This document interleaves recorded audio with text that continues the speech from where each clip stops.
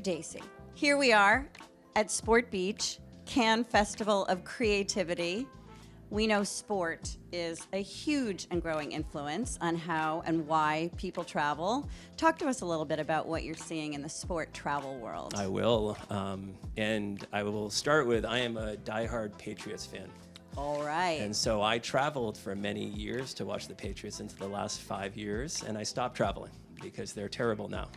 And so that's changed. But what we're seeing, I think it's exciting. If you look at any sport, you're starting to see the evolution of both fans and participation in those sports. But a lot of what were a little bit smaller sports 10, 15 years ago are just skyrocketing. So it's been amazing to watch F1 racing, and the F1 weekends are just a huge event that people go from around the world to see, experience, and then you take that to the WNBA. You're even seeing it with lacrosse. I think we saw last year the sport curling had people visiting cities that historically never really had that kind of traffic, but it's up 230% in terms of those cities that actually have events for curling. And so it's one or the other, one sport after another. The passion is there, the fans are there.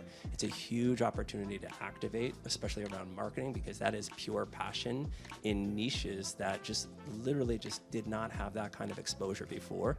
And so it's a ton of fun from a travel standpoint.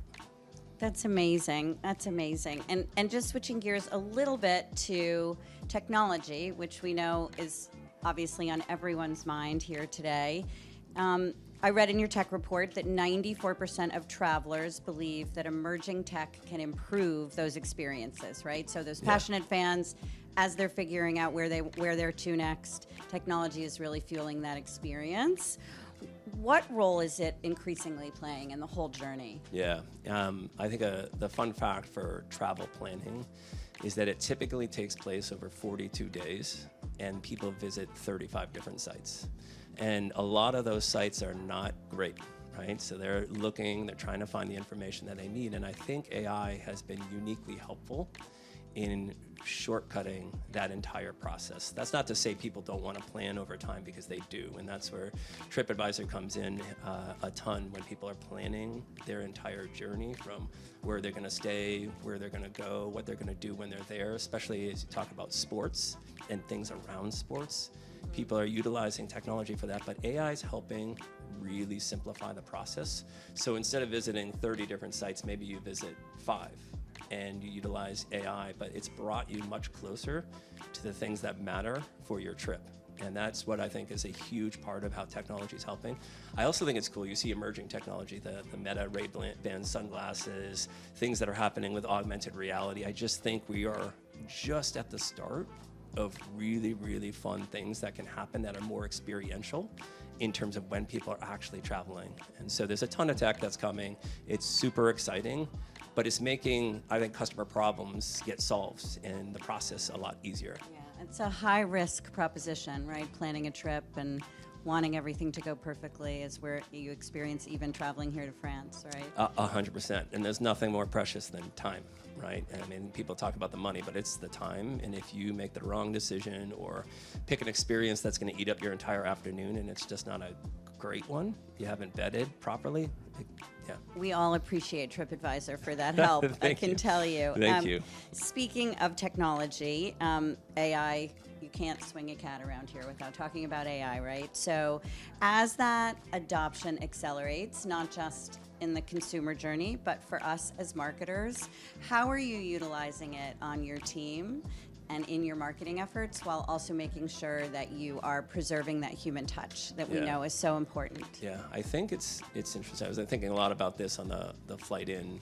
especially as you think about capabilities that you're building from a marketing standpoint. And AI has so many benefits. It can make your job much faster, brainstorming, even the creative and iterations and trying new things. So the team's using it for a lot of that, but it can't make decisions. It can't take risks. It can't have that human-to-human impact. It can't have an appreciation and understanding of the context of the customer.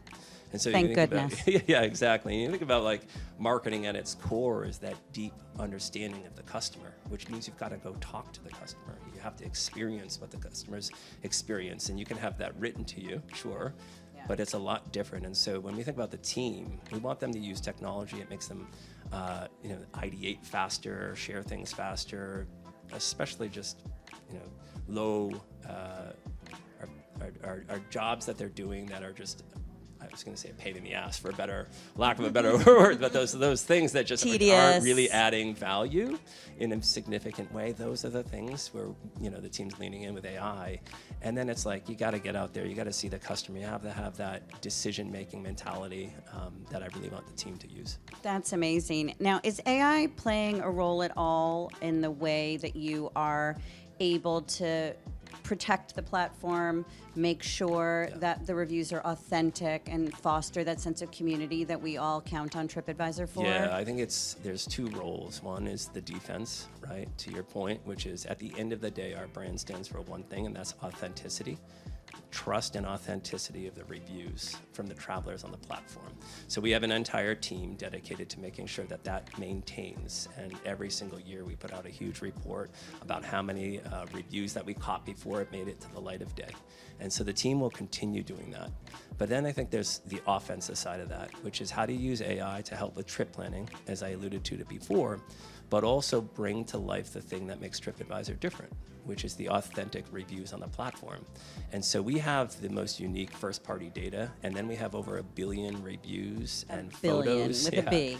Right, and so it's like, so when we have the AI piece and we pull that in, so you can find actual insights from travelers just like you that have been there before, that is the magic that we put. So it's that defense to protect that, make sure we continue to have that great content.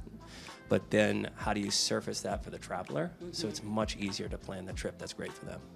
And we really do still trust each other in that travel community. It's amazing. 100%. And now, all right, 25 years, Tripadvisor has now approached its 25th anniversary. I hear you are undergoing a little bit of a brand refresh. Tell us what you got in the works. Yeah, no, it's super exciting. I joined Tripadvisor in 2019. And so right before the pandemic, we went through this exercise to refresh the brand. And a lot of it was the pitches like everything in travel is a sea of sameness. And it felt like that. They just put up 5 different ads. All of them looked the same. It was this beautiful, pristine beaches. Everything's kind of the same. You read my mind. And we Glowing said, palm tree. Exactly. And it was like during a challenging time in the overall politically, and we took a stance saying, look, there's good out there, and we want to have people explore travel and be out in the world and see what you can find from a culture perspective, and really took a different position with our brand. And we launched it in April 2020, which is the first month of the pandemic. And so the airports had a bunch of Tripadvisor stuff and about 8 people moving through the airports. And since then, if you fast forward 5 years, we kind of went that route, and other brands started to move in a similar direction. And when we started to talk about how we wanted to be more distinct and lean into what makes us unique, we got the same pitches. And it was like, it's a sea of sameness again. So 5 years later, everybody kind of zagged a little bit in the same direction. And we had this opportunity, and we challenged ourselves to say, what is the singular thing, no matter what happens with AI, no matter what happens with social, what is unique about us? And it was entirely, it's the authentic people on our platform sharing with one another that human touch. And so we wanted to lean completely into our travelers. And so as we think about the brand and every communication we put out there, we're taking UGC directly from the platform.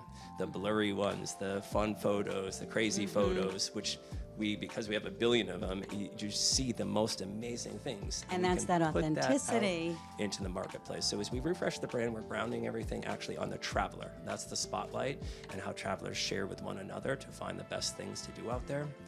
And then the second piece was about being bold and distinct. And so when you actually looked at all those photos, the thing over and over we saw is these vibrant colors, just different elements of culture that kept showing up. And so we wanted to have more distinct creative.